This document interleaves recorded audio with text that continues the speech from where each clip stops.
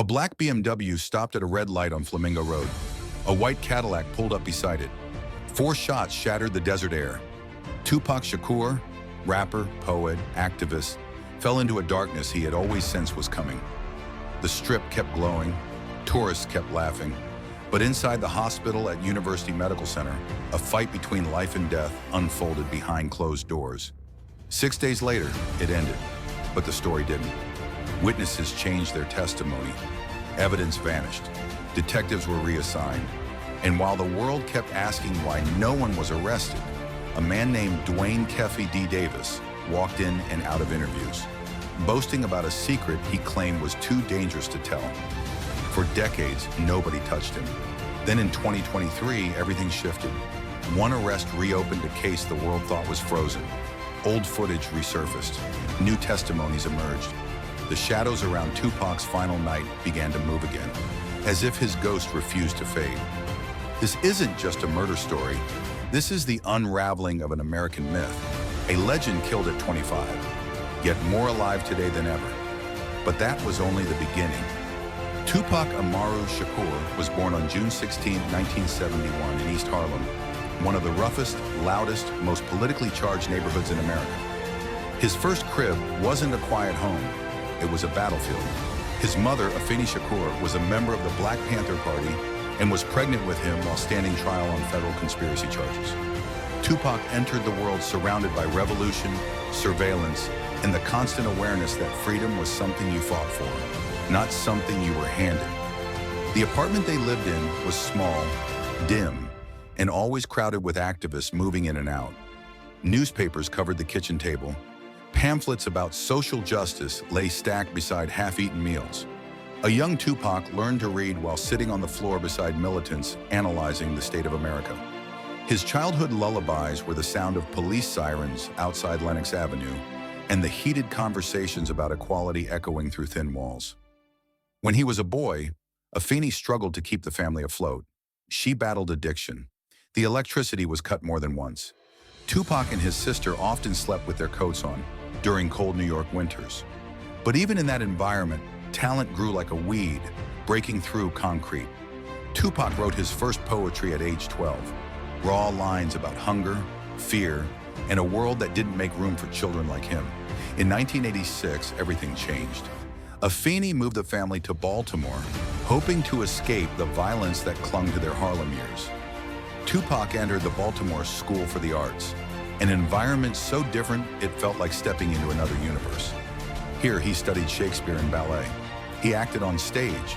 He wrote darker, sharper poems. Teachers described him as electric, emotional, brilliant. But beneath that creativity was a boy quietly collecting wounds. Poverty followed the family. Violence shadowed him. Friends he grew up with were killed, arrested, or consumed by drugs. By the time Tupac turned 17, Afeni could no longer support him. She sent him to Marin City, California, a place far from the theaters of Baltimore and far from the political fire of Harlem. Marin City was government housing surrounded by gang tension and a growing hip-hop culture that was hungry, angry, and ready to explode. Tupac became part of it. This was where he learned the duality that would define the rest of his life, the poet and the survivor. He watched friends die. He saw police harassment become routine. He saw entire blocks forced into crime because opportunity never reached them. And yet, he kept writing, pages and pages filled with questions he had no answers for. The early 1990s were a turbulent time for America. Racial tension was rising after the Rodney King beating. Los Angeles was a powder keg. Hip-hop was turning into the voice of the unheard. And in that chaos, Tupac's words fit perfectly. He was young, gifted, political, and dangerously honest. Record labels took notice. The world did too. Before he turned 20, Tupac had already lived the kind of life that made men twice his age feel weary. Every move he made, from the streets of Harlem, to the classrooms of Baltimore, to the concrete courtyards of California, shaped him into something the industry had never seen. A rapper with the mind of an activist, a child raised by revolution, a voice built from struggle, and the world had no idea how much his voice would change it. By 1992, Hollywood came calling. Tupac took a role in Juice, playing Bishop. A character so volatile, so unpredictable, that critics were stunned a newcomer could channel that intensity. It wasn't acting. It was the expression of a life spent navigating danger. The film turned him into a rising star. Directors saw potential. Studios wanted him. For the first time, Tupac could feel something unfamiliar: momentum. In 1993, that momentum grew. His second album, Strictly For My Niggas, broke into the mainstream, powered by singles like Keep Ya Head Up, a song that revealed the other side of Tupac, the softer voice, the protector, the poet who wanted a better world, even as he lived in one that seemed determined to crush him. Fans connected to that duality. They saw themselves in him, raw, flawed, reaching for something higher. But success came with shadows. Fame placed Tupac in the center of competing worlds. The entertainment industry with its promises of wealth and legacy, in the streets that had shaped him. He couldn't fully escape either. His friendships included activists, actors, producers, and gang members. Reporters started circling. Police kept his name on their radar. Every step forward cast a longer, darker shadow behind him. In 1994, the pressure intensified. Tupac's third album, Me Against the World, was taking shape, and the industry buzzed with the sense that he was about to become one of the biggest names in hip-hop. But before he reached that peak, the first signs of fracture appeared. Fights, lawsuits, headlines twisting his words, record labels pushing him hard, pushing him fast. He was 23, and every success seemed to come with a price. Then came November 30th, 1994, an event that would split his life into before and after. Tupac was robbed and shot at Quad Recording Studios in New York City. 5 bullets. Jewelry stolen. Questions left hanging in the air like smoke. The attack didn't kill him, but it planted seeds of suspicion that would define the rest of his story. Friends could be enemies. Enemies could be friends. The line blurred. The shooting didn't stop his rise. It amplified it.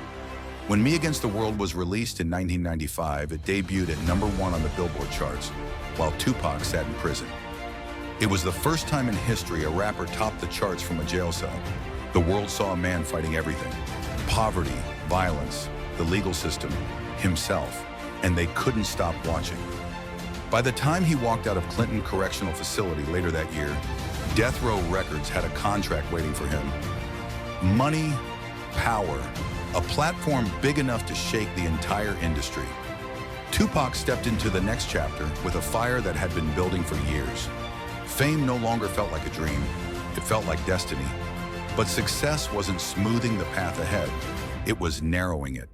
Everything he built, every album, every film, every moment of rising, was pushing him toward the collision he didn't see coming, and it was getting closer. But fame doesn't last, and destiny never arrives without a cost. By 1996, Tupac stood at the center of a storm he helped ignite, but could no longer control. Death Row Records gave him power, money, and a platform that magnified every word he spoke. It also placed him in the crosshairs of rivalries, gang politics, and the increasingly violent feud between East Coast and West Coast hip-hop. The music industry watched like spectators at a gladiator arena. Every headline sharpened the tension. Every song felt like a warning. The first signs of collapse came quietly. Arguments behind studio doors, long nights clouded by paranoia, friends whispering about alliances that were growing riskier by the week. His new environment was built on loyalty, but also on fear.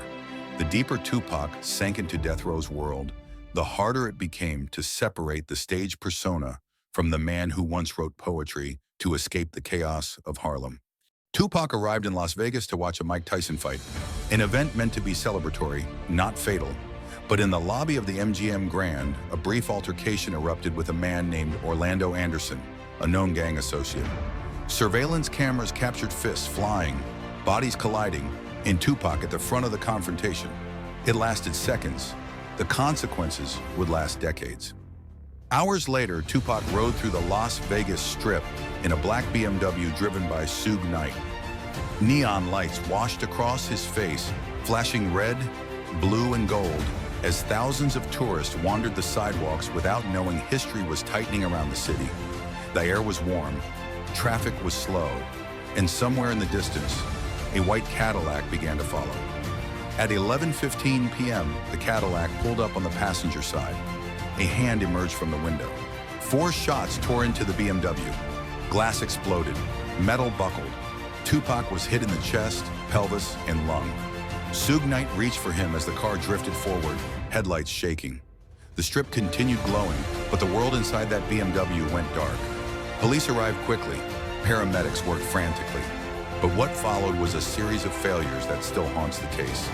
Missing witnesses, conflicting reports, and a surprising lack of urgency for a crime committed in one of the busiest areas of Las Vegas. Tupac was rushed to University Medical Center, where he was placed on life support. For 6 days, the hospital room became a battleground between hope and inevitability. Then on September 13, 1996, the fight ended. He was 25. But the questions were only beginning. Witnesses suddenly couldn't remember. The Cadillac vanished. Detectives rotated out of the investigation. Phone records were lost. Rumors of federal involvement circulated. And within weeks, the case began to dissolve into a haze of contradictions. Tupac had spent his life speaking truth to a system he believed was broken. In death, he became proof of it. Behind the scenes, one name kept surfacing: Dwayne "Keffy" D. Davis, a gang figure who claimed to know who fired the shots. A man who bragged in interviews, who described details only an insider could know. Yet for 27 years, he walked free. The silence was deafening. The world waited for justice that never came. The legend of Tupac didn't die in that hospital room, but the man did. And everything he had built, his art, his message, his fight, was suddenly suspended between truth and myth, between what happened and what the world was told. A story of rise had become a story of ruin, and the shadows around that night were only getting darker. Fans flooded the streets from Los Angeles to New York. Murals appeared overnight. Faces of Tupac painted on brick walls glowing like saints in the dim light of early morning. Radios looped changes, "Keep Your Head Up," and "Dear Mama," until the songs felt less like music and more like collective mourning. Entire communities grieved a man who had tried to speak for them, a man who didn't live long enough to see how deeply they hurt him. But while the world cried, the investigation collapsed. The Las Vegas Metropolitan Police Department insisted they lacked cooperation. Witnesses refused interviews. Potential leads evaporated. And every day that passed made the truth seem further away. Families asked questions. Journalists demanded answers. Fans created theories. But the case stayed frozen beneath decades of dust. Yet something strange happened in the years after he died. Tupac didn't fade. He grew. His unreleased music appeared in new albums, each one revealing the restless creativity he carried. Documentaries surfaced, some honest, some sensationalized. His poetry was published. His acting career, cut short at its peak, became a reminder of a talent that might have transformed Hollywood if he'd lived another 10 years. His face turned into an emblem worn on shirts, posters, tattoos. He became a symbol, not just of hip-hop, but of resistance, ambition, and the cost of truth. By the 2000s, his image transformed into something almost mythological. People claimed to see him alive in Cuba, Belize, South Africa. Clips circulated of lookalikes walking through crowds. Rumors turned into stories. Stories turned into movements. Tupac, the man, was gone. Tupac, the legend, had been reborn. And for decades, that legend overshadowed the uncomfortable reality. A murder with no arrest. A case with no closure. Until 2023. A single morning in late September, headlines lit up worldwide. Dwayne "Keffy" D. Davis arrested in connection with Tupac Shakur's murder. The man who had spoken in interviews for years, the man who described the Cadillac, the gun, the moment the shots were fired, was suddenly in handcuffs. Police footage showed officers entering his home, collecting evidence, pulling dusty boxes from his garage. It felt like time had woken up after 27 years of sleep. For fans, it was validation. For critics, it was too little, too late. For Tupac's legacy, it was resurrection. New documentaries released, old details resurfaced, Journalists revisited forgotten witnesses. The public rediscovered the raw, unfiltered brilliance of a 25-year-old who lived like he knew every day might be his last. And in that surge of global attention, Tupac's final message echoed louder than ever. The fight against injustice never ends. Even when the fighter is gone, his legacy became more than music. It became a reflection of America's wounds: violence, race, power, and the fragility of truth. Young artists sampled him. Activists cited him. Students studied him. His impact threaded itself into generations who weren't even born the night he died. Tupac's story didn't end in Las Vegas. It evolved. It ignited. It refused to disappear. A man who lived only a quarter of a century left behind a century's worth of influence. And the world finally began to understand that his death was not the ending, only another chapter in a legacy that refused to stay buried. His story is more than a timeline of albums, films, or controversies. It's the reflection of a young man born into struggle, shaped by revolution, driven by pain, and fueled by a relentless desire to speak for those who couldn't. He lived urgently, wrote fearlessly, and died suddenly, leaving behind a silence that felt louder than any song he ever recorded. Today, his lyrics still echo across classrooms, courtrooms, ghettos, stadiums, and quiet bedrooms where someone presses play just to feel understood. Every mural, every tattoo, every sample of his voice is proof that death didn't close his chapter. It expanded it. Tupac became a symbol of truth in a world terrified of it. Some legends fade, some legends break. A few, like Tupac, become immortal.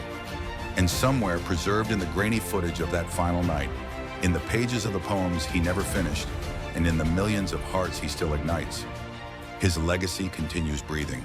He was killed, but he never died.